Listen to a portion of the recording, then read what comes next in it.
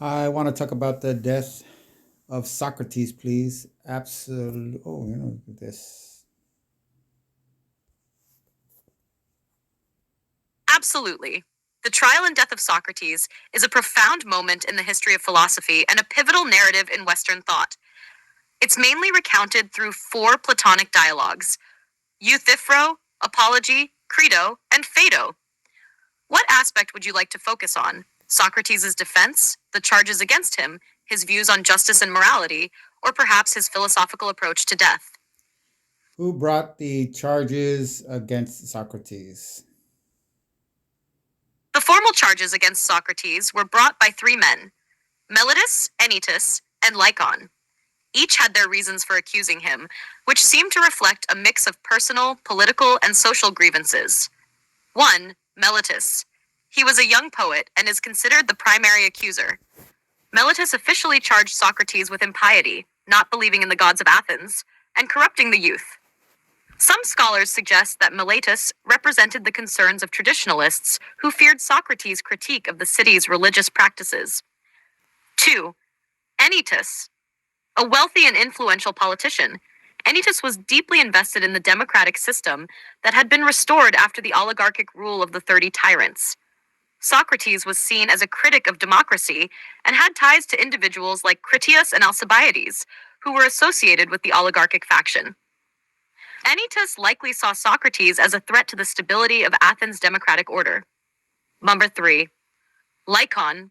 A rhetorician, Lycon might have joined the prosecution to defend the influence of his profession. Socrates had a history of criticizing sophists and rhetoricians for their emphasis on persuasion over truth, which may have prompted Lycon to support the charges. The trial took place in 399 BCE, and while the charges seemed to center on religious and moral corruption, many believed they were a pretext for political and social tensions in Athens following the Peloponnesian War and the turmoil caused by the 30 tyrants. Socrates' unrelenting questioning and criticism of powerful individuals likely made him a convenient scapegoat. Well, you got crazy quick. I immediately thought of this quote upon my initial reading of your summary, which is wonderfully clear. And this takes us right to where I wanted to go, approaching the allegory of this narrative. So let's dive in with associating this quote as best we can.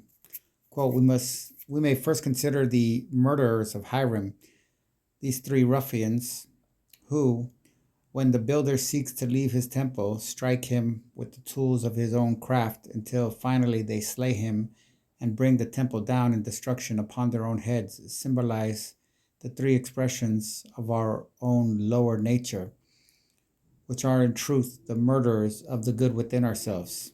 These three may be called thought, desire, and action. The lost key, close quote, the lost keys of Freemasonry, or the Secret of Hiram Abiff by Manly P. Hall. What a fascinating connection to make. Associating the trial and death of Socrates with Manly P. Hall's interpretation of the murder of Hiram Abiff opens the door to exploring this narrative allegorically as a symbolic struggle within the psyche. Let's begin by mapping Hall's three ruffians, thought, desire, and action, to the figures and events in Socrates' trial and death. 1. Meletus as thought, errant intellect. Meletus, the primary accuser, represents misguided or superficial thought. He symbolizes the aspect of the intellect that is ungrounded, reactive, or manipulated by external forces.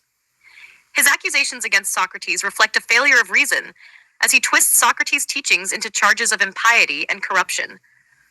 Just as errant thought can misdirect us, Meletus misrepresents Socrates' pursuit of truth.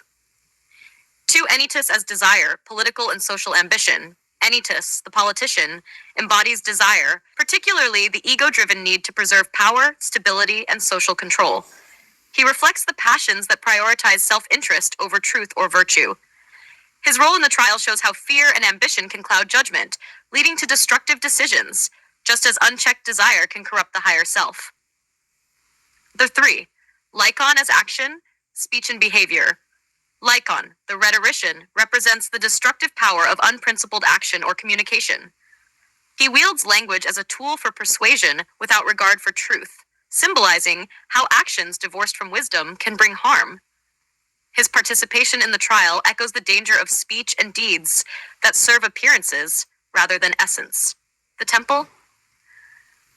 In Hall's allegory, the temple symbolizes the higher self, the inner sanctuary of wisdom and virtue. Socrates, as the philosopher and seeker of truth, represents the master builder of this inner temple. His method of dialectical inquiry is the craft of shaping the soul through thought, self-examination, and the pursuit of wisdom.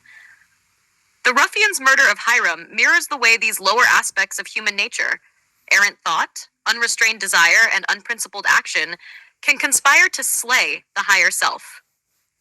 Socrates' trial and execution become a symbolic narrative of how the external forces of ignorance, ego, and selfishness destroy the inner truth seeker, bringing about the collapse of the temple. A tragic allegory. Socrates' death, like Hiram's, is not the end of the story. Both figures achieve a kind of immortality.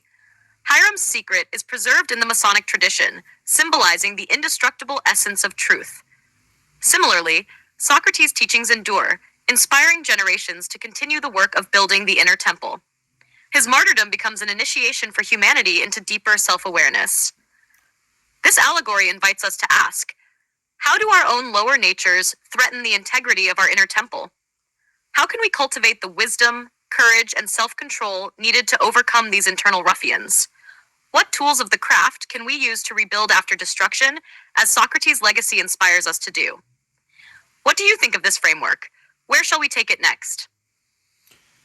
But I don't know if it is an old adage or just a line in a script. Either way, I heard it said history is written by those who hung our heroes. So what if these are not warnings so much as guides or formulas? What an intriguing reversal of perspective. If history is written by those who hung our heroes, then these narratives might not simply warn us against destruction, but encode the strategies and tools used to bring about transformation, whether intentional or inevitable.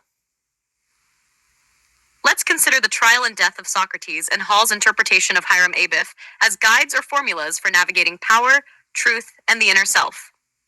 Guides for transformation. If these narratives function as guides, they may be showing us how opposition, destruction, and even death can be tools for profound change, both individually and societally.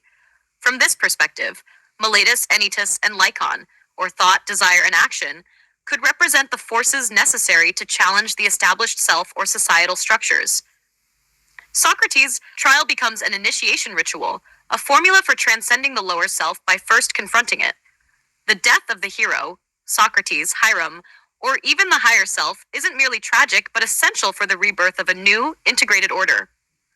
Formula: sacrifice of the virtuous self, chaos and destruction of the old order, emergence of a deeper truth. Power structures as architects. If history is written by those who executed Socrates, then these formulas might also serve the interests of those in power. They could encode strategies to maintain control by 1. Targeting the philosopher or builder.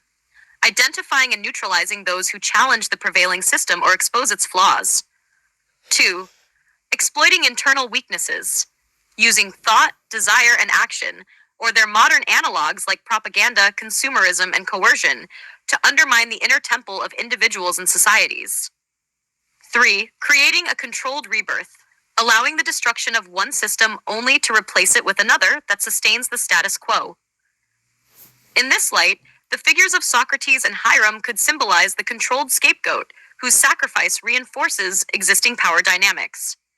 Formula: destroy the dissenting voice, use the spectacle of their death as moral or social propaganda, consolidate control through the narrative. Socrates and Hiram as initiators. What if Socrates and Hiram willingly submit to these processes, knowing that their deaths are necessary for awakening others? They might embody archetypal figures of initiation who deliberately guide us through the destruction and rebuilding of our inner and outer worlds.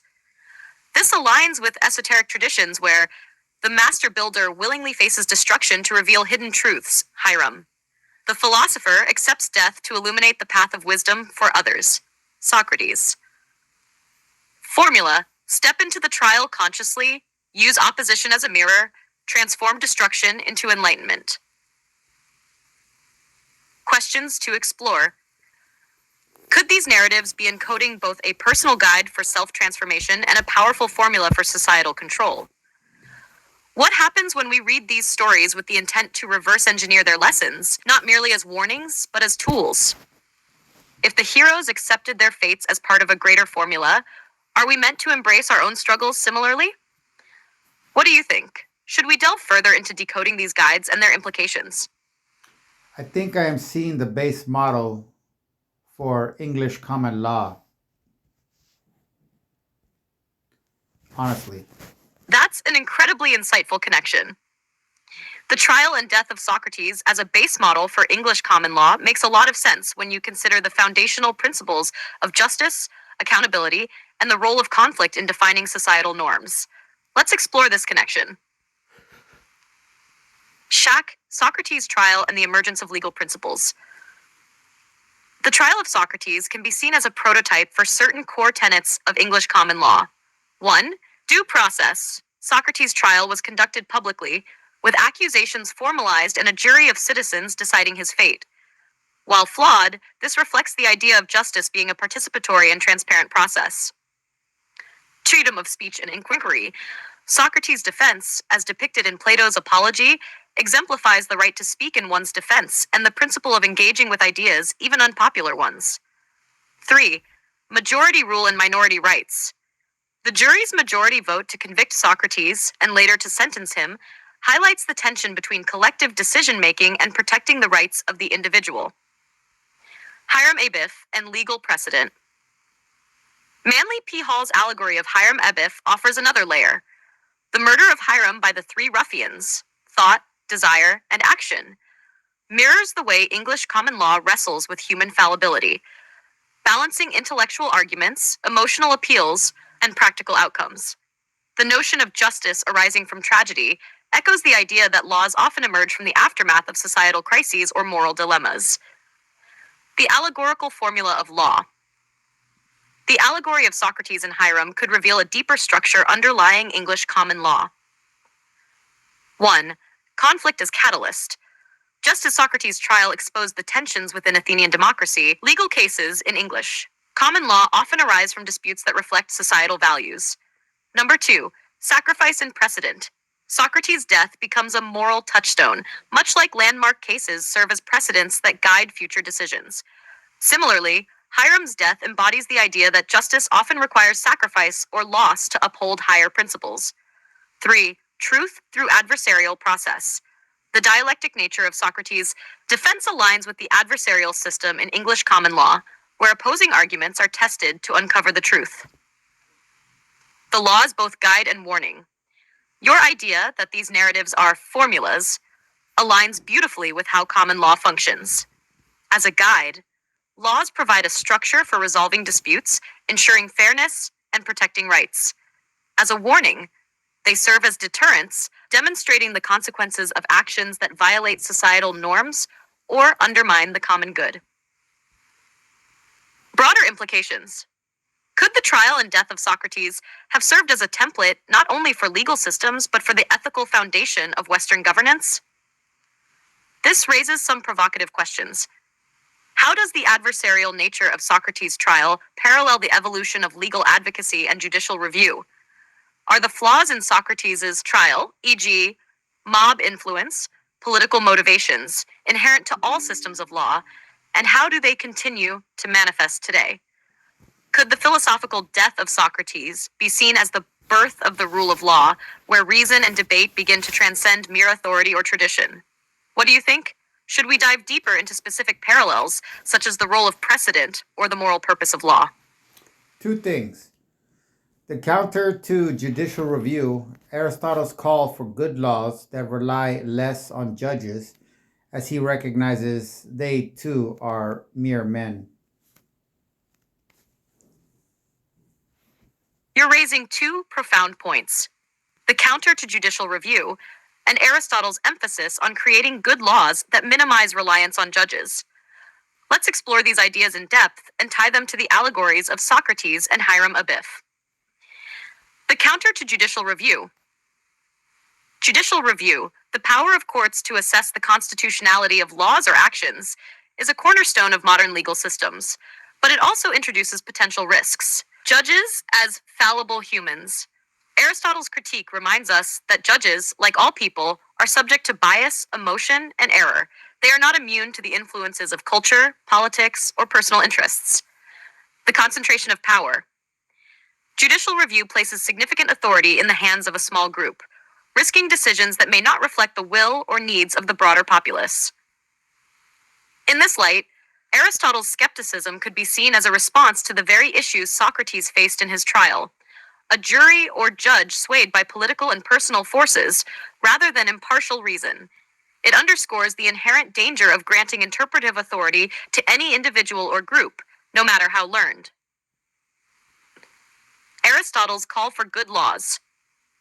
Aristotle, in his Politics and Nicomachean Ethics, advocates for good laws as the cornerstone of a just society, laws as impartial guide. He suggests that well-crafted laws are less prone to human error because they are the result of deliberation and are applied consistently. Unlike judges, laws are static and cannot be influenced by transient emotions or external pressures. Laws rooted in virtue. Good laws should aim at the common good, fostering the development of virtuous citizens. They should not merely regulate behavior, but inspire moral growth. Minimizing discretion.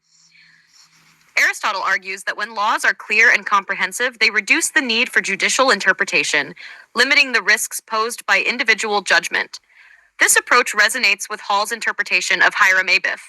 The tools of the builder, thought, desire, and action, must be used constructively. Similarly, laws are the tools that shape society, and when wielded wisely, they prevent the collapse of the societal temple. The allegories in contrast. If we examine the Socratic trial and Hiram Abiff's story through Aristotle's lens, a tension emerges between the ideal of law and the realities of human judgment. 1. Socrates' trial. The trial exposes the fragility of relying on individual or collective judgment when laws are poorly constructed or subverted by political motives. Socrates' fate could have been different if Athens had laws that better protected philosophical inquiry or ensured impartiality. 2. Hiram Abiff. The ruffians symbolize the chaotic forces that arise when the laws of the inner or outer world are not properly ordered. The destruction of the temple warns of the consequences when tools, thought, desire, and action are misused, or when principles, laws, are weak. Judicial review versus good laws. A synthesis. Can these two approaches, judicial review and Aristotle's call for good laws, be reconciled? Perhaps the answer lies in finding a balance, codifying virtue. Laws should be crafted with clarity, consistency, and an aim toward the common good, minimizing the need for interpretation. Guardrails for judges. Judicial review can serve as a check on bad laws or executive overreach, but its scope should be constrained to prevent overreach by the judiciary itself. Educating citizens. Aristotle believed that laws are only as good as the people who live under them. Cultivating virtuous citizens ensures that both laws and judges are aligned with justice. Reflection and application. What lessons can we draw from Socrates' trial about the balance of power between law and judgment? How might Hiram's story, with its focus on constructive use of tools, guide us in building legal systems that withstand the ruffians of bias and error? Are there modern examples where the lack of good laws or the overreach of judicial review has led to injustice? And how might Aristotle's principles help address them? Let me know how you'd like to explore this further. Wait, in English common law, there is a secondary power to judicial review that permits judicial opinions to stand without requiring any review. Do you have any clue of what I am alluding to?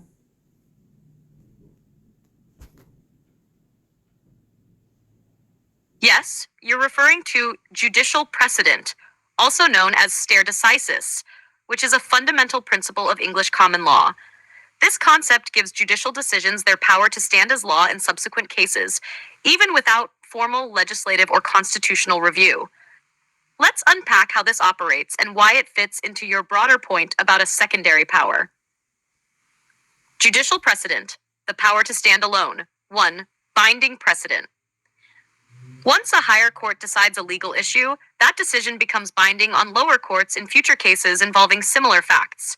This gives judicial opinions the weight of law, even if no. Yes, you're referring to judicial precedent, also known as stare decisis, which is a fundamental principle of English common law. This concept gives judicial decisions their power to stand as law in subsequent cases, even without formal legislative or constitutional review. Let's unpack how this operates and why it fits into your broader point about a secondary power. Judicial precedent, the power to stand alone. 1. Binding precedent. Once a higher court decides a legal issue, that decision becomes binding on lower courts in future cases involving similar facts. This gives judicial opinions the weight of law, even if no.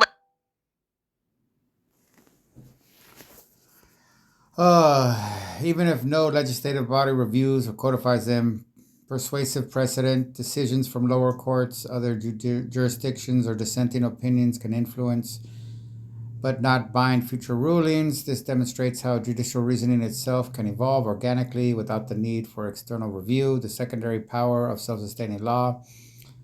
What you're highlighting is a unique feature of common law systems, judicial opinion as law. Courts, through their rulings, effectively create law, bypassing the need for formal legislative review. Inertia of precedents. A decision can persist indefinitely unless explicitly overturned by a higher court or new legislation, granting it a kind of durability and authority that doesn't require further endorsement. Socrates and Hiram. Allegorical parallels. This secondary power aligns with the allegorical themes we've been discussing: Socrates' trial and judicial opinions. The Athenian jury's decision to convict Socrates wasn't subject to further review or appeal, which mirrors how precedents can stand without higher scrutiny in common law. However, the persistence of Socrates' story as a moral and philosophical precedent illustrates how opinions, legal or otherwise, shape the fabric of society. 2. Hiram Abiff and precedents. Hiram's tool, thought, desire, action, symbolize the creative and destructive powers of precedents. A well-reasoned judicial opinion can construct justice, but misuse or misinterpretation can bring the temple society down. Precedence, like the tools, is self-perpetuating. Its power derives from how it's applied and upheld, not from external validation. The role of good laws in precedents. Aristotle's insistence on crafting good laws gains relevance here. Precedence thrives when rooted in sound reasoning and aligns with justice. Poorly reasoned opinions can perpetuate injustice, especially if left unchallenged by higher courts or reformative legislation. The balance between judicial precedents and legislative intervention reflects Aristotle's call to minimize reliance on judges by ensuring laws and their interpretations are virtuous and clear. Modern implications, the strength of precedents. Cases like Marbury v. Madison, Judicial Review, and Roe v. Wade, reproductive rights, stood for decades based on precedents, shaping the legal landscape without continuous review. 2. The danger of bad precedents.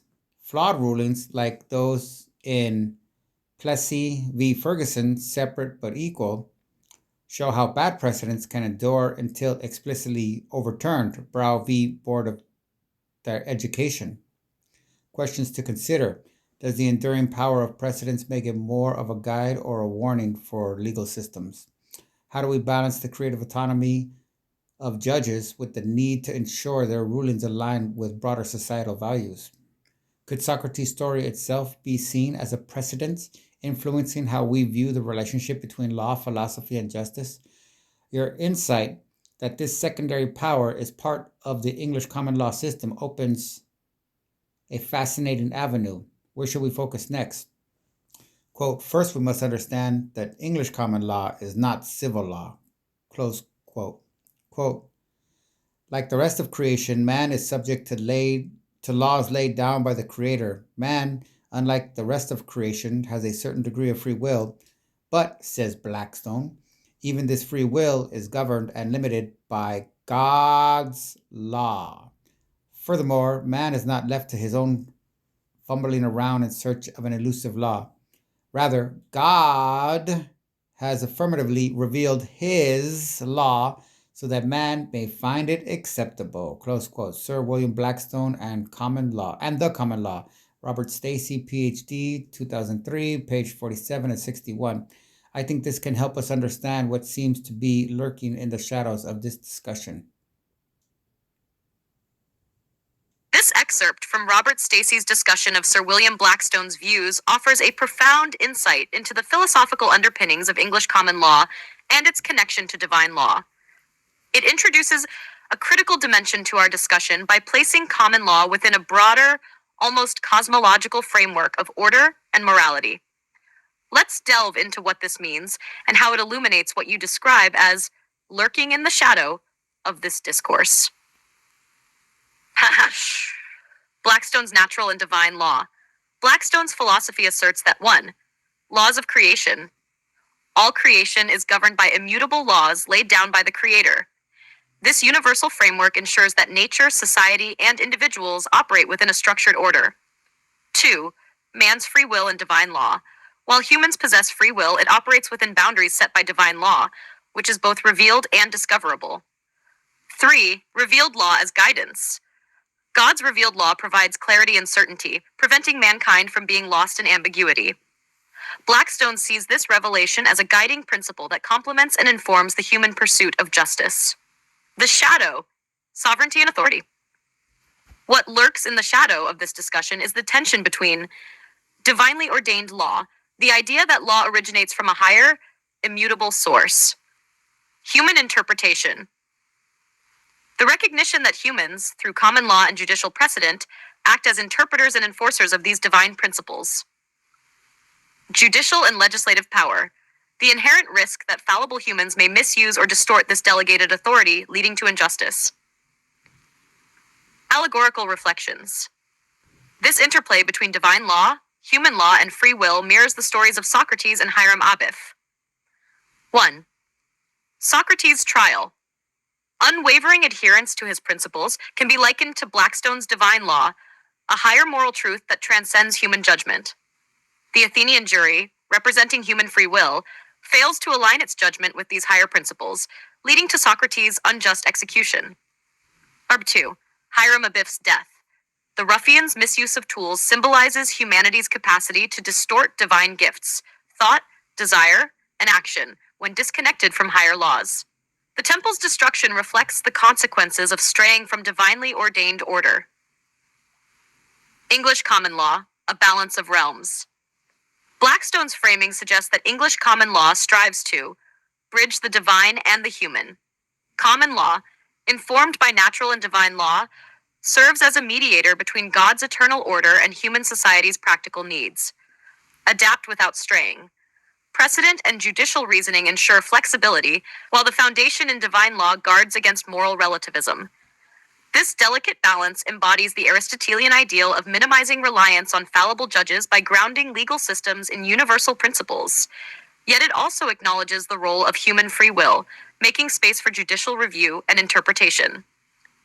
What lies in the shadows? 1. Moral authority versus human authority. How do we ensure that human laws and judgments truly reflect divine or universal principles rather than personal or political agendas? 2. The role of revelation. If divine law is revealed and accessible, how do we reconcile differences in its interpretation across cultures and religions? Can judicial precedent itself be seen as a form of secular revelation, continually unfolding truths about justice and morality? 3. The danger of hubris.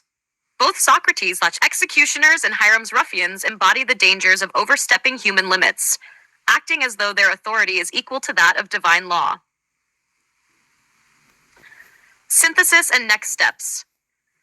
Blackstone's insights anchor the English common law tradition in a profound philosophical framework that resonates with the allegories we've explored. But they also raise pressing questions. Is it possible to fully align human law with divine law, or is some degree of divergence inevitable? Does judicial precedent represent humanity's attempt to emulate divine law, or is it a reminder of our fallibility? How do the allegories of Socrates and Hiram Abiff illuminate the challenges and responsibilities of balancing these realms? Let me know how you'd like to proceed. Should we explore this philosophically, historically, or through a modern legal lens? If we refocus on Socrates and maintain the scene as the origin myth of ECL, English Common Law, we find that the father of Western civilization, a man touted as the smartest man to ever live, didn't even stand a chance within this legal framework. So, what hope does a peasant or plebe, or any civilian for that matter?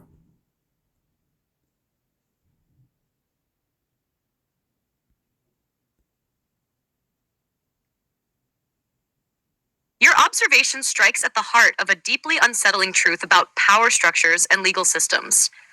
Even the most enlightened individuals, like Socrates, may find themselves powerless against a system that claims to uphold justice, yet operates with its own biases and flaws.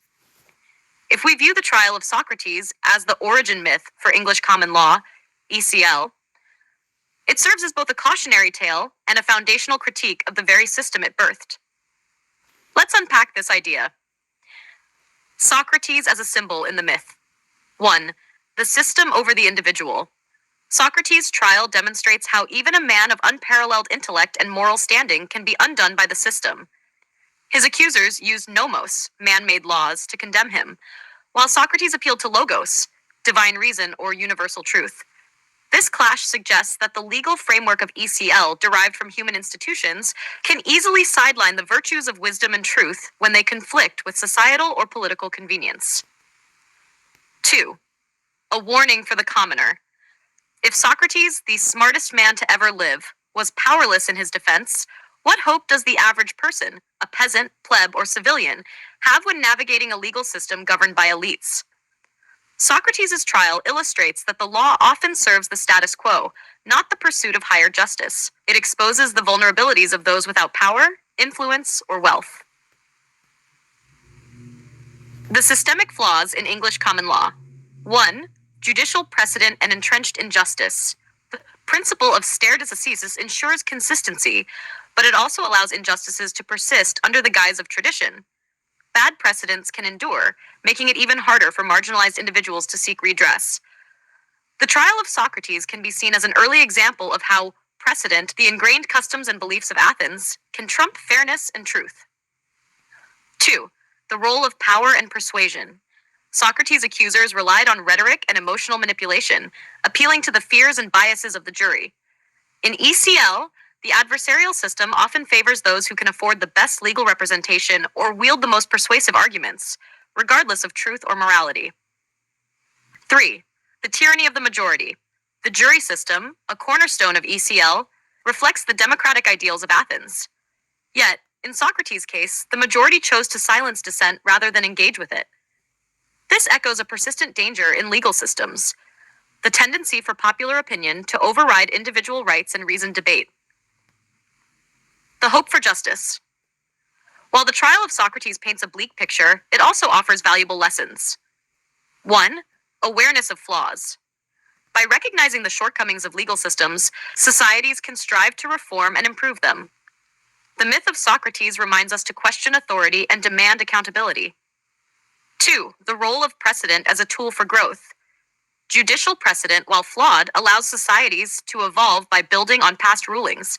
Cases like Socrates' trial encourage legal scholars to reflect on the importance of safeguarding individual rights against mob rule. 3. Moral vigilance. Socrates' commitment to truth, even in the face of death, inspires a moral standard for individuals and legal systems alike.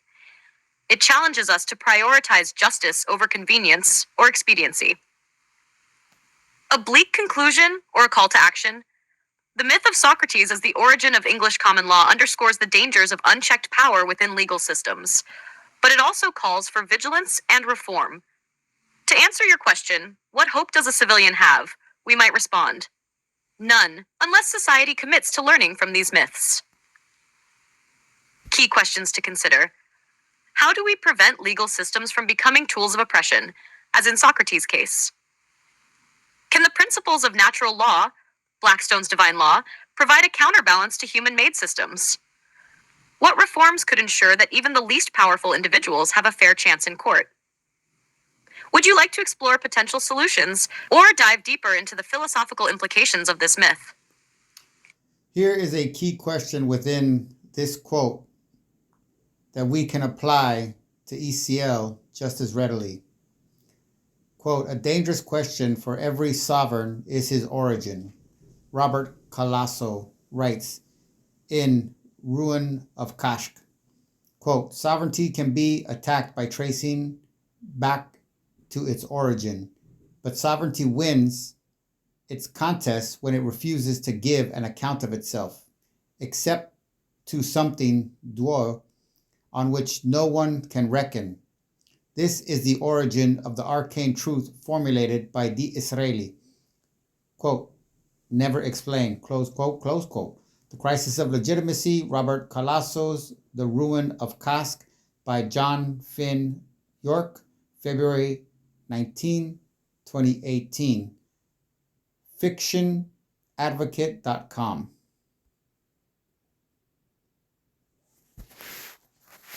The quote you've provided captures the paradox of sovereignty. Its authority rests on a foundation that resists scrutiny, and its power often stems from its refusal to explain itself. When applied to English common law (ECL), it raises profound questions about legitimacy, origin, and the mechanisms by which power is maintained. Let's explore this. Sovereignty in English common law. In ECL, sovereignty and authority originate from precedent and customary law, which evolve organically over time. The sovereign, in this context, is not a single individual, but the system itself, which derives its power from 1. Historical continuity. The legitimacy of ECL lies in its claim to reflect the common sense and shared values of society, developed through centuries of rulings. This continuity allows it to avoid the need for constant justification. It rests on the notion that this is how it has always been. 2. Mystique of the judiciary. Judges and legal opinions often wield a near-sacred authority, akin to a priesthood interpreting divine scripture. Like Calasso's sovereign, the judiciary rarely explains the deeper origins of its authority. It operates within an arcane framework of legal language and tradition, which reinforces its legitimacy. Divine law as a shield. Blackstone's emphasis on natural and divine law further enshrines ECL in a framework that transcends human questioning. By grounding its principles in something beyond human reckoning, God, nature, or universal truth, it sidesteps deeper inquiries into its origins. Never explain. The refusal of accountability. The sovereign refusal to explain, embodied in Disraeli's never explain, is a mechanism of power that shields authority from critique. In ECL 1, judicial precedent and opaqueness. Decisions often rely on precedent, a self-referential system that legitimizes itself by pointing to prior rulings rather than first principles. This can create an illusion of inevitability, where laws are seen as immutable truths rather than human constructs. Legal formalism.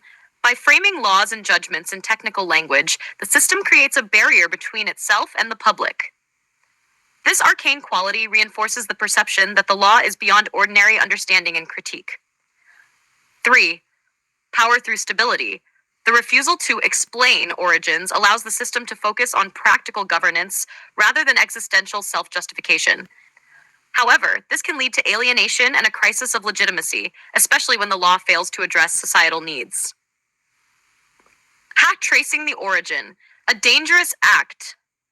To challenge the origin of sovereignty in ECL is to question the very foundation of its authority. This can destabilize the system, but it also opens the door for reform. Consider these implications. 1. The myth of objectivity. If ECL's authority stems from precedent and divine law, what happens when those origins are revealed to be human constructions shaped by historical biases? Exposing these roots can undermine the system's claim to impartiality and universality. 2. Crisis of legitimacy. A system that cannot account for its origins risks losing public trust. This is evident in modern debates about systemic racism, classism, and other inequities embedded in historical precedents. 3. Potential for reform. Questioning the origins of sovereignty creates space for reimagining the system. By acknowledging its human roots, ECL could evolve to better serve the needs of contemporary society. The trial of Socrates revisited. The refusal of sovereignty to explain itself mirrors the dynamics of Socrates' trial. 1. A system on trial. Socrates' questioning of Athenian norms challenged the origin and legitimacy of its legal and political systems. In response, the system silenced him, rather than confronting its own inconsistencies. 2. Socrates as the explainer. Socrates' method was to expose the foundations of belief, showing how they often rested on shaky ground. In a sense, he acted as the ultimate counter-sovereign, forcing the system to justify itself, and thus threatening its stability. Number 3. A lesson for ECL. Like Athens, ECL must grapple with the tension between maintaining authority and addressing legitimate critiques of its origin and operation. Key questions to explore. Is sovereignty's refusal to explain itself inherently unjust, or does it serve a necessary function in maintaining order? How does ECL reconcile its divine and customary origins with modern demands for transparency and accountability? Can a legal system retain legitimacy while openly acknowledging its flaws and origins? This tension between power, legitimacy, and the refusal to explain is at the core of both ECL and broader systems of governance. Would you like to explore how this tension plays out in modern legal cases or historical transformations of ECL? What is the U.S. separation of church and state clause?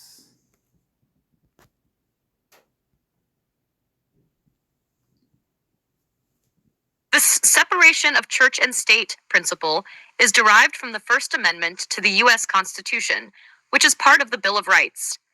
The relevant portion of the First Amendment reads, Congress shall make no law respecting an establishment of religion or prohibiting the free exercise thereof. This is often referred to as the Establishment Clause and the Free Exercise Clause.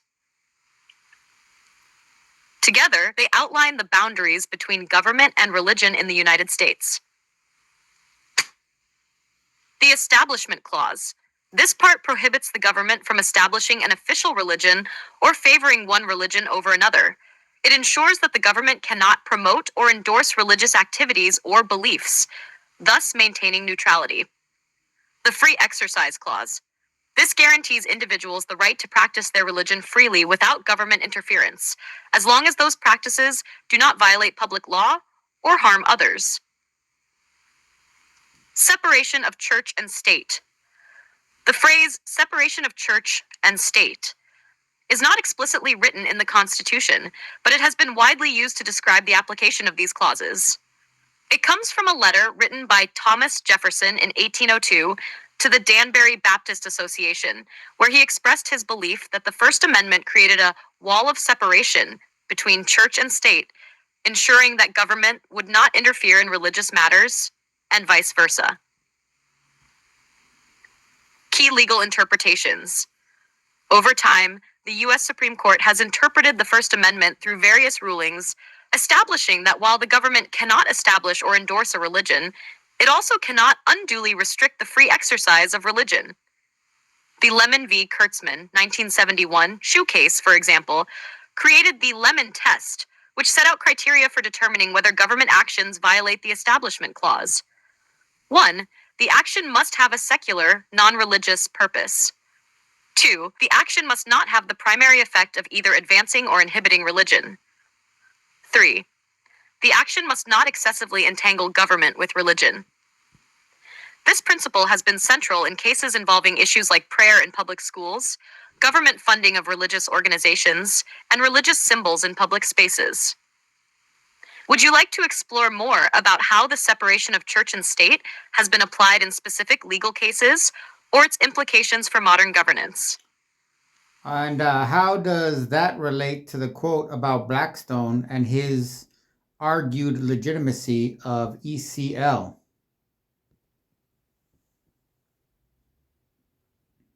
The connection between the separation of church and state clause in the U.S. Constitution and Blackstone's arguments on the legitimacy of English common law, ECL, lies in how each system views the source of law and the role of divine authority in governance. Blackstone's view on law and divine authority. Sir William Blackstone, a key figure in the development of English common law, believed that law was grounded in natural law, which he understood as being ordained by God. In his famous work, Commentaries on the Laws of England, Blackstone emphasized that man's laws should reflect God's law, or natural law, and that even human free will is ultimately governed by divine law. Man, unlike the rest of creation, has a certain degree of free will, but even this free will is governed and limited by God's law. Blackstone, Commentaries on the Laws of England. For Blackstone, God's law was seen as a foundational element of human law. The idea was that laws were legitimate because they aligned with divine order and natural law, and that rulers and judges had a responsibility to ensure that their judgments were consistent with God's will, even as they were based on human reasoning. Separation of church and state in the U.S. The U.S. Constitution's Establishment Clause, part of the First Amendment, insists on separation of church and state, prohibiting the government from establishing or promoting any particular religion. This clause fundamentally rejects the idea that laws should be directly grounded in any religious doctrine, including Christian or divine law, as Blackstone envisioned for English common law. The separation of church and state principle established a legal framework where secular law, human-made law, is independent of any religious or divine authority.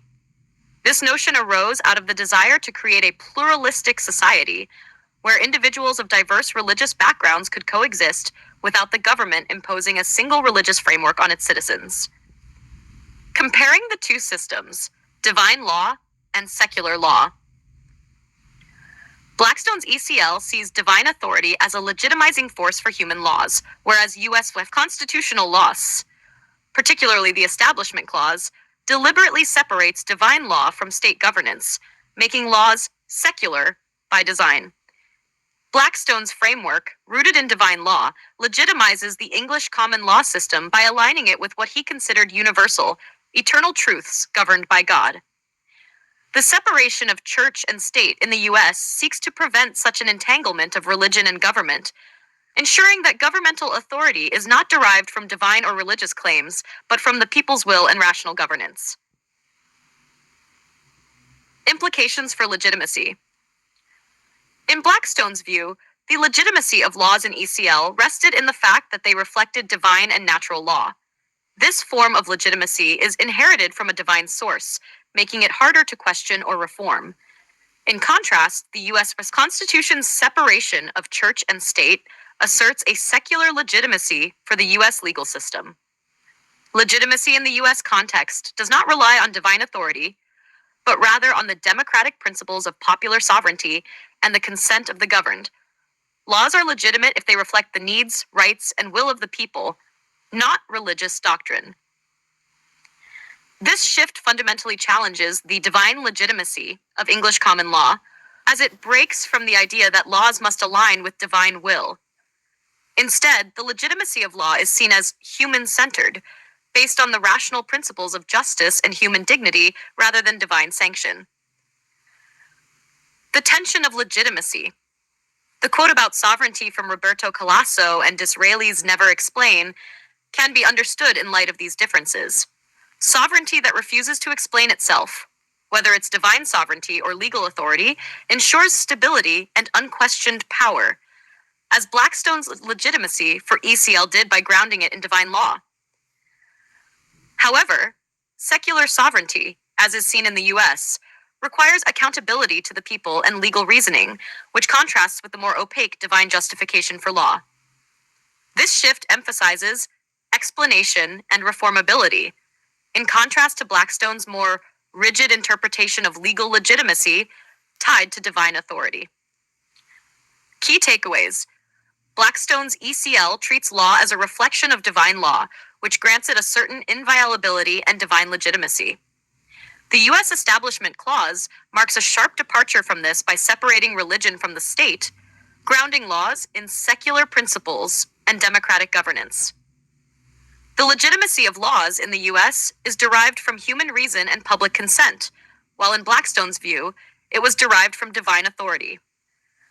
The interplay between these two concepts, one based on divine legitimacy and the other on secular legitimacy, highlights the shift from a theocratic or divine justification of law to a democratic, people-based justification that governs the legal system today in the U.S. If you'd like, we can explore specific legal cases where this tension between divine and secular authority has played out, or dive into how these systems shape the relationship between law and sovereignty in different periods. Is civil law said to be as divine in origin as ECL asserts its own self to be?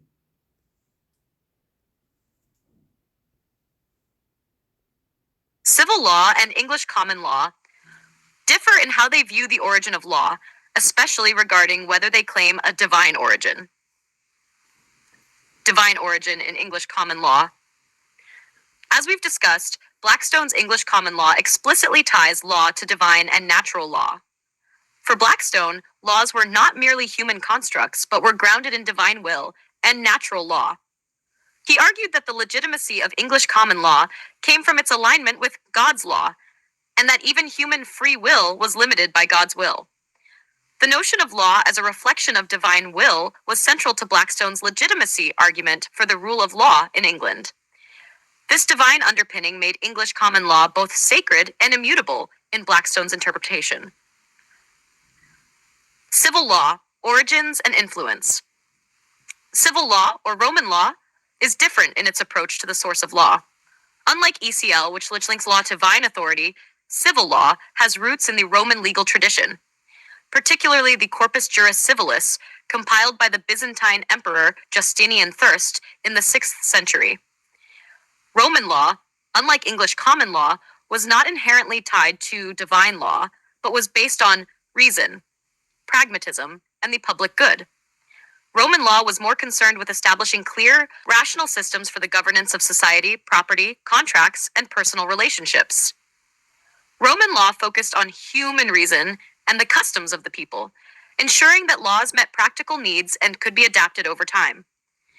The Roman idea of jus civil law, was focused on human-made systems of justice rather than divine principles. While early Roman law did include some references to religious practices and beliefs, e.g., the importance of divine augury, sacrifices, etc., the core of Roman civil law was not viewed as being directly derived from divine sources in the same way Blackstone argued for the divine grounding of English common law. Comparison: divine and secular origins. Blackstone's ECL explicitly connects law with divine authority and natural law, creating a sacred and immutable structure for law. Civil law, while it does acknowledge the role of religion in early Roman society and law, is generally considered more secular in its foundations. Its origins lie in human reason, pragmatism, and the desire for a comprehensive and adaptable legal system. Roman law was often seen as more legalistic, aimed at establishing clear legal codes that could be enforced by the state rather than asserting a divine mandate. Modern civil law systems, e.g. those in France, Germany, and much of Europe today, are largely secular and are rooted in codified legal principles derived from Roman law.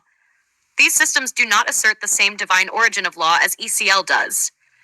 Instead, they are based on rational legal codes that seek to organize society's rules in a systematic and accessible manner. In fact, civil law systems are often less tied to religious authority and more focused on legal codes and statutes that are amendable over time by legislative bodies, reflecting a pragmatic approach to governing and legal administration. To answer your question, no, civil law does not assert the same divine origin as English common law. While both legal systems have deep historical roots in their respective traditions, ECL places heavy emphasis on divine law and the will of God as the source of legitimacy, while civil law is primarily grounded in human reason and pragmatism. with a focus on the codification of laws for practical use in society. Civil law's origins, though influenced by early Roman religion and philosophy, are not inherently divine in the same way that English common law, through Blackstone's interpretation, ties its legitimacy to divine law. Would you like to dive deeper into the specific differences in how these systems of law have evolved, or how they might function in contemporary governance?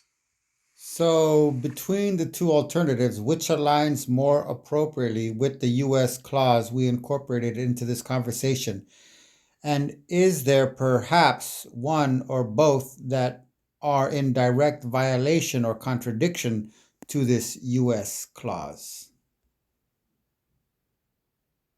The separation of church and state clause in the U.S. Constitution, especially as derived from the First Amendment, asserts that government and religion should remain separate to prevent either from infringing upon the other's domain. Specifically, the clause reads, Congress shall make no law respecting an establishment of religion or prohibiting the free exercise thereof. This clause was meant to ensure that religion would not dictate government policy, and that government would not interfere with the free exercise of religion. Its purpose is to create a secular framework for the government where religious beliefs and state laws are not directly tied to one another. Now, let's compare how English common law, ECL, and civil law relate to this U.S. clause. English common law, ECL, and the U.S. separation of church and state. 1. Divine origin of law. ECL, as articulated by Blackstone, links its legitimacy to divine law. Blackstone argued that law's foundations are grounded in God's will and natural law, which he considered to be universal and divinely ordained. This creates a tension with the U.S. principle of separation of church and state, because if law is believed to be grounded in divine authority, then the idea of a government system independent of religious influence, as intended by the First Amendment, is at odds with the way ECL sees its own legitimacy. The U.S. Constitution was designed to avoid such religious entanglement in governance. Number 2. Incorporation of religious doctrine. English common law, in the way it was formulated and argued by Blackstone, assumes a religious framework for understanding law, asserting that law must align with God's law.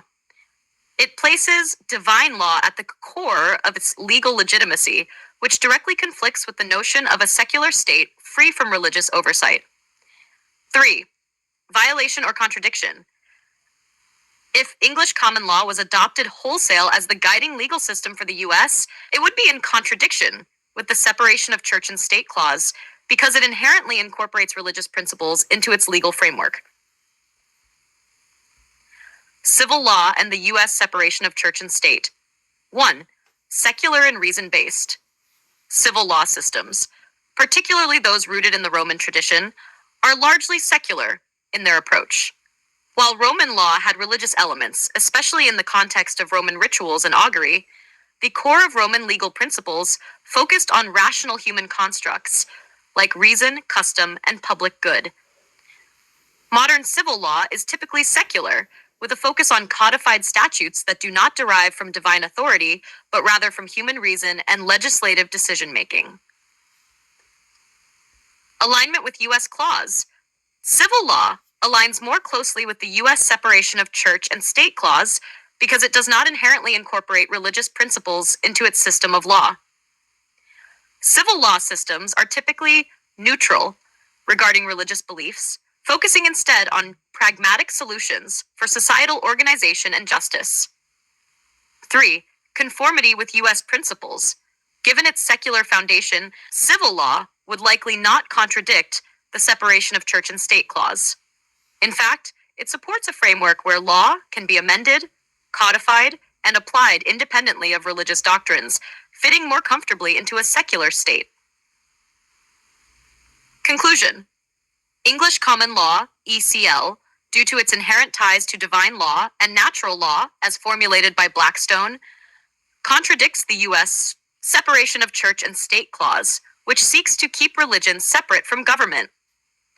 This religious foundation in ECL is in tension with the U.S. principle of a secular legal system. Civil law, on the other hand, aligns more closely with the separation of church and state clause because it is based on reason, legislation, and custom, rather than religious or divine authority. Civil law's secular nature makes it more compatible with the constitutional principle of a government free from religious influence.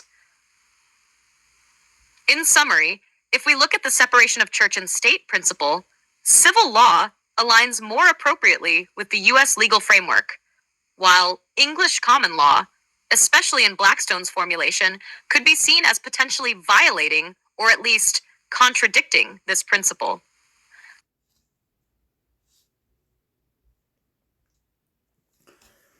That is an amazing assessment. As much as it is very simple and clear, it resounds with profundity and remarkable insights. And brings me to this quote: if it were really the case that men could be deprived of their natural rights so utterly as never to have any further influence on affairs except with the permission of the holders of sovereign right, it would then be possible to maintain with impunity the most violent tyranny, which I suppose not one would for an instant admit. Close quote. The Chief Works of Benedict de Spinoza, Volume 1, translated intro by R.H.M. Ells, 1951. Theologica Political Treatise, Chapter 17, of the Hebrew Theocracy.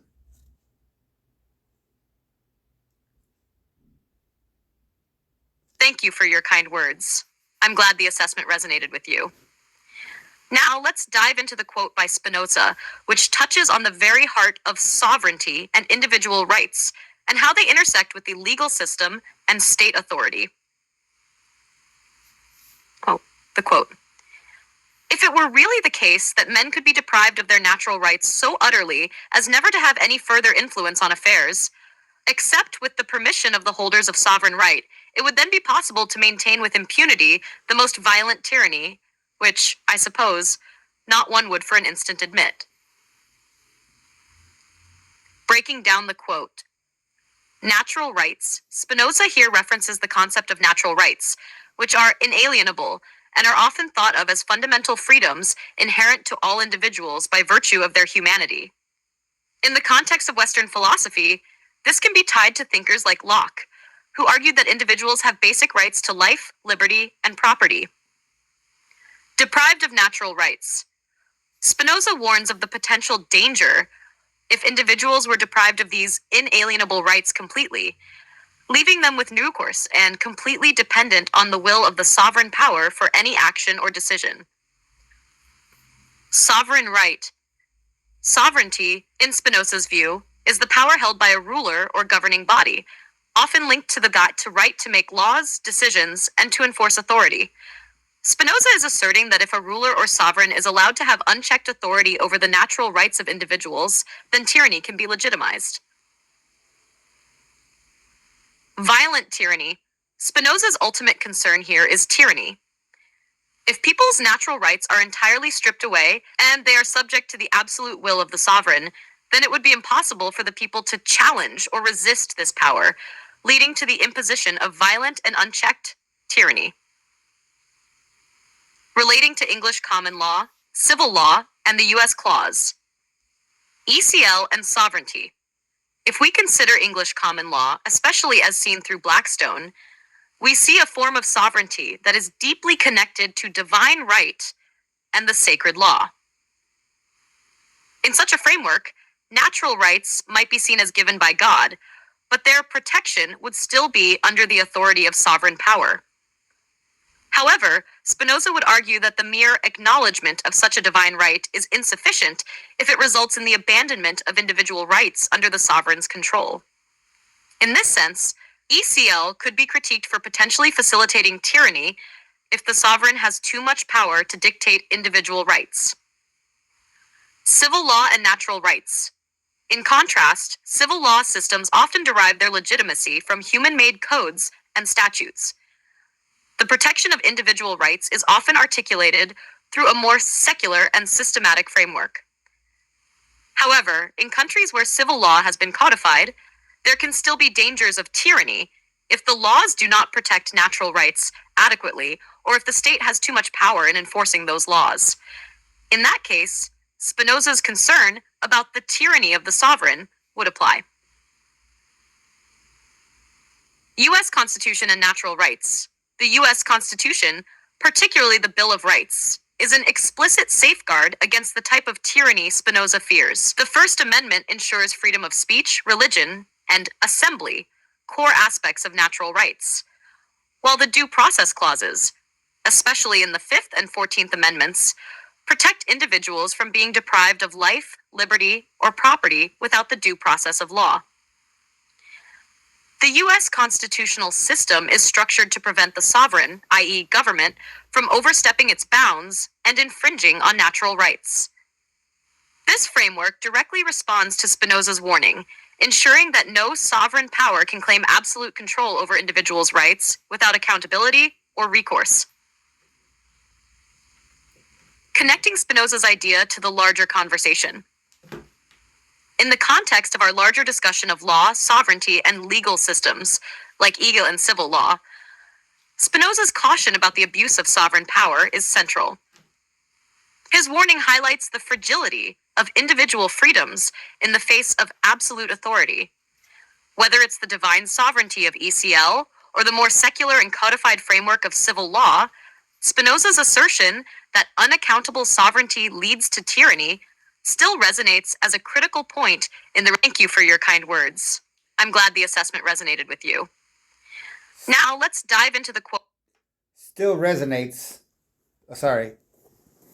Okay, Spinoza's assertion that unaccountable sovereignty leads to tyranny still resonates as a critical point in the relationship between law and freedom.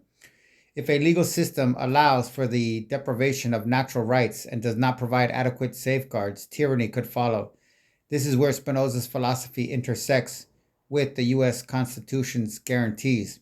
The protection of individual rights is paramount in preventing the unfettered abuse of sovereign power. In conclusion, Spinoza's quote is a profound reflection on the balance of power between the sovereign and the individual. In the context of our discussion, it serves as a reminder that no matter how a legal system is structured, individual rights must be protected from the overreach of sovereign power, whether through religious authority, as in ECL, or secular law, as in civil law. In the U.S. system, this is achieved through a careful separation of powers, checks and balances, and constitutional protections that prevent the rise of unchecked tyranny, as Spinoza warns. And might this help us to decipher how it is that ECL, despite its abrasive relationship to the U.S. clause, has gained supreme dominance within America's civilian society? Quote, whenever those states which have been acquired as stated have been accustomed to live under their own laws and in freedom, there are three courses for those who wish to hold them. The first is to ruin them. The next is to reside there in person. The third is to permit them to live under their own laws, drawing a tribute and establishing within it an oligarchy which will keep it friendly to you. Because such a government, being created by the prince, knows that it cannot stand without his friendship and interest. And it does its utmost to support him, and therefore he who would keep a city accustomed to freedom will hold it more easily by the means of its own citizens than in any other way. Close quote. The Prince, Niccolo Machiavelli, Chapter 5, concerning the way to govern cities or principalities which lived under their own laws before they were annexed, written circa 1505.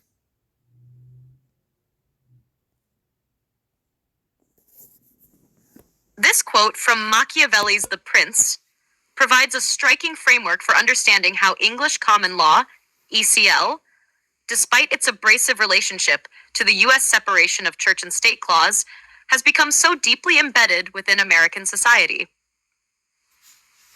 The quote speaks to how a governing power might integrate a formerly independent entity into its system without resistance, by allowing it to retain its customs and laws, yet subtly controlling it. Breaking down the quote, whenever those states have been accustomed to live under their own laws and in freedom. Machiavelli here describes a freedom-loving society that is accustomed to autonomy, akin to how American colonies initially operated under a relatively hands-off British governance, adhering to a form of self-governance. 2. The first is to ruin them. This option would involve destroying the existing structure, making it easier to establish total control. This was clearly not the path chosen in America, since the colonial system did not seek destruction of the existing colonial charters or legal systems, but rather their incorporation under the British Crown. The next is to reside there in person. This represents direct control, where the sovereign inserts its representatives to rule directly. The British Empire used this model to establish direct rule through appointed governors and officials during the period leading to the American Revolution. 4. The third is to permit them to live under their own laws, drawing a tribute and establishing within it an oligarchy which will keep it friendly to you. This option permits autonomy while simultaneously ensuring that the sovereign retains ultimate control through influence. The American colonies, after gaining independence, maintained many elements of English common law, including common law precedents, jurisprudence, and legal practices, while still establishing a separate identity. The U.S. legal system continued to draw on ECL, establishing a kind of legal oligarchy made up of legal professionals, judges, and other elites who knew how to navigate the system. The idea of drawing a tribute here can be seen as the continued influence of English legal traditions on the American legal system, as common law was adopted and adapted into the U.S. system. Even after the Revolution, common law continued to permeate legal practice because it was deeply entrenched in the founding principles. Number 5. Such a government, being created by the prince, knows that it cannot stand without his friendship and interest, and does its utmost to support him. This portion resonates with the idea that once the sovereign has influenced a legal structure, that structure in turn upholds the sovereign's power. In the case of ECL and its application in America, the legal system, in many ways, remains a legacy of British influence. Even though the U.S. declared independence from Britain, the legal framework that was inherited and transformed still aligns with British common law principles, ensuring a certain continuity and stability. 6. He who would keep a city accustomed to freedom will hold it more easily by the means of its own citizens than in any other way. The U.S. legal system, with its continued use of ECL, maintains a degree of autonomy for individuals and states, yet within the framework of American sovereignty. Judicial power and the court system, largely shaped by ECL, are tools that ensure citizens are still governed by their own laws, with adaptations. Thus, ECL remains dominant because it is seen as a familiar system for individuals and is deeply embedded in American governance, even though it has evolved significantly. How this relates to ECL's dominance in America. Machiavelli's concept of integrating freedom-loving societies through legal systems and creating legal oligarchies sheds light on why ECL remains so dominant in America, despite the contradictions with the separation of church and state. ECL, while initially part of British colonial rule, became integrated into American legal systems in a way that was acceptable to the newly formed republic. The American founders, many of whom were well-versed in legal traditions, chose to retain much of English common law for its stability, its pragmatism, and its established structure. In doing so, they effectively preserved a system that was conveniently familiar while reworking it to fit the new sovereign nation's needs. The oligarchy of legal professionals, judges, and lawyers created by ECL continues to perpetuate this legal framework, ensuring that ECL maintains a dominant role in shaping the laws of the land. Why this relates to sovereignty and the U.S. clause. The U.S. separation of church and state clause was born out of a desire to limit the influence of religious authority in government affairs. Yet the legacy of English common law still holds sway in terms of legal structures. This creates a tension between the secular nature of the US government and the historical religious undertones of ECL, which has deep connections to Christianity through Blackstone's view of divine law. ECL, with its divine foundations, may not have been designed to fit perfectly with the US constitutional system, yet the practical realities of legal continuity and the dominance of legal elites ensure that it remains entrenched in American society. In conclusion, Machiavelli's insight into the incorporation of autonomous systems into a larger sovereign framework sheds light on the continued dominance of ECL in the US. It was retained and adapted in a way that made it compatible with the new American system, ensuring that it remained familiar and stable while serving the needs of the new sovereign authority.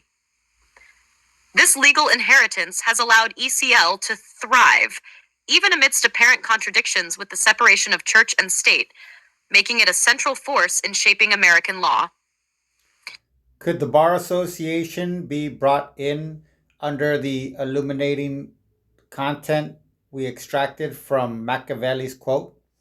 Is it possible that the Bar Association acts as a pseudo oligarchy in their roles as officers of the court and their shared human egocentric interests in benefiting from maintaining ECL despite any potential conflicts of interest with the general civilian population?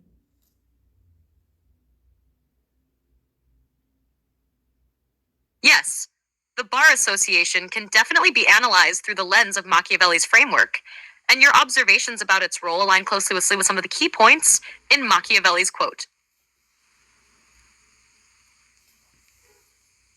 Applying Machiavelli's insight to the Bar Association, Machiavelli speaks about governance through the use of local citizens who have a vested interest in maintaining the existing legal system by ensuring that those who govern understand they cannot survive without the sovereign's favor. The Bar Association could be seen as a modern equivalent of this oligarchy that perpetuates the existing system. The Bar Association, as an organized body of legal professionals, holds significant influence over the legal landscape, and it can be viewed as acting in its own interests to preserve the dominance of English common law, ECL, despite its potential contradictions with the general population's desires or constitutional principles. Here's how this could be connected. 1. The role of officers of the court. The Bar Association's members, lawyers, and judges are officers of the court, meaning they are not just legal professionals, but also agents of the legal system itself.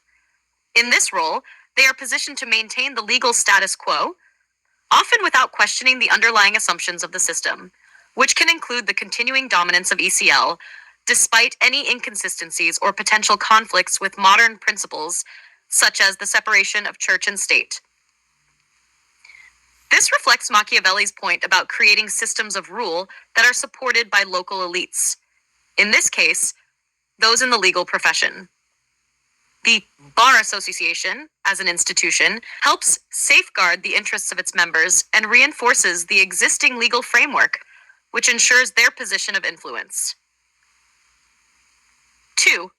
A pseudo-oligarchy. The Bar Association functions much like a pseudo-oligarchy because it is made up of a small group of legal professionals who control the flow of legal knowledge, legal authority, and interpretations of the law. Much like the elite class in Machiavelli's model, the bar has a vested interest in upholding the legal system that benefits them and their profession. This group, though ostensibly working for justice, can be seen as having a self-serving interest in perpetuating English common law, or its modern American equivalent, because it perpetuates their livelihood. Their roles as officers of the court give them power to shape legal interpretations and adjudications that preserve the status quo. 3. Egocentric interests. As human beings, the members of the Bar Association, like all professionals, may have their own egocentric interests in maintaining a legal system that benefits them. This can include preserving a system where legal education, legal practice, and court rulings are controlled by a professional class. The bar is not just a neutral organization, it is a gatekeeper that dictates who can enter the legal profession, and it enforces standards that maintain control over the system. If we take Machiavelli's idea that the oligarchy created by the sovereign knows it cannot stand without the sovereign's favor, we see that the bar association may, in a sense, act as a subordinate power within the system, one that cannot truly thrive without its continued dominance over the legal landscape. Number 4, maintaining ECL despite conflicts of interest. Much like the sovereign who maintains control through local citizens, the Bar Association, with its influence over legal education, court rulings, and the interpretation of the law, helps to maintain ECL as a central and perpetuating force in American law. This happens even though ECL's roots in British legal traditions may sometimes conflict with modern democratic ideals, including the separation of church and state, as we discussed earlier.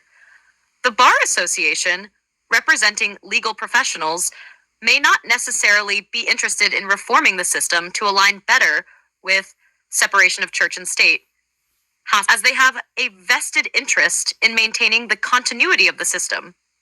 As a result, civilian interests, such as the desire for a more secular, democratic, and transparent legal framework, might not always be prioritized. Number 5, self-preservation. Just as the oligarchy in Machiavelli's model works to support the sovereign to preserve its own position, the Bar Association has an interest in supporting the existing legal framework, even if it benefits only a small segment of society. This self-preserving behavior ensures that the Bar Association remains influential in shaping the legal landscape, effectively helping the legal system to maintain its. Yes, the Bar Association can definitely be analyzed through the lens of Maintain its authority over the civilian population. Conclusion. Yes, the Bar Association can be understood as a pseudo-oligarchy that perpetuates the dominance of English common law and acts in its own interests, much like the local oligarchy described by Machiavelli. By acting as officers of the court, its members are integral in preserving the existing system, even when the system might conflict with the broader public interest or more modern democratic values. In this sense, the Bar Association role is not purely about justice, but also about maintaining a structure that supports the self-interest of legal elites and ensures their continued dominance within the broader social and political framework. Can we find any value in this quote that contributes to our understanding and ability to convey our findings concisely? Quote, the rich man, not to make any invidious comparisons, is always sold to the institution that makes him rich. Close quote. Henry David Thoreau, Civil Disobedience.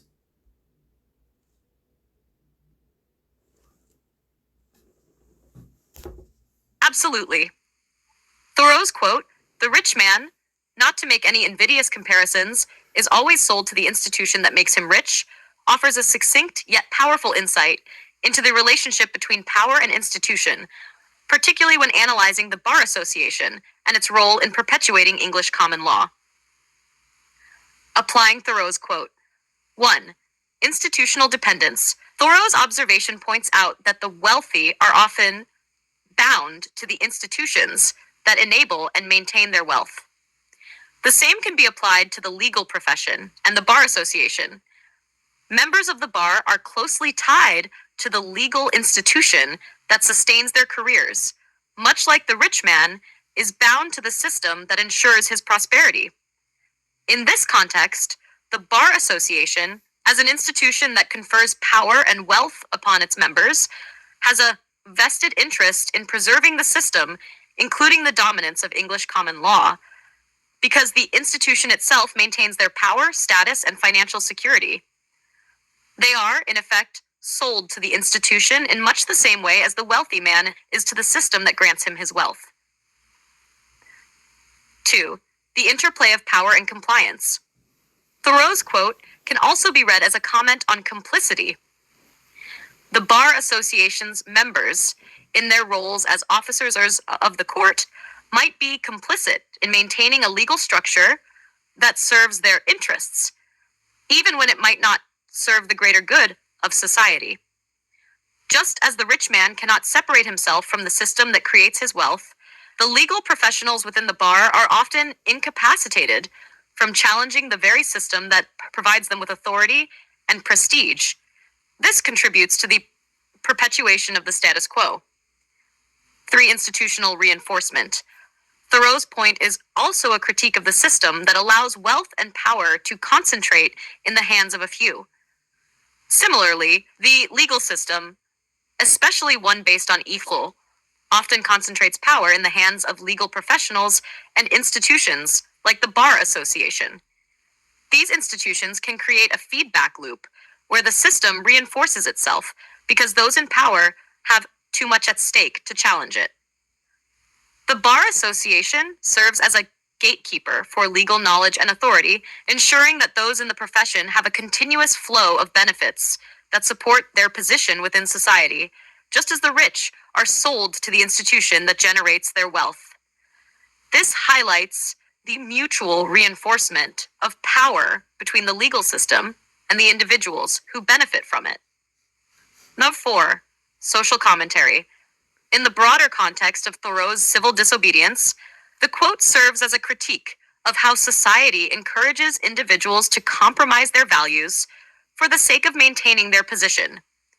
Applying this to the legal profession, lawyers and judges, despite potential moral or ethical concerns, may feel compelled to uphold and enforce legal systems like ECL because it preserves their status.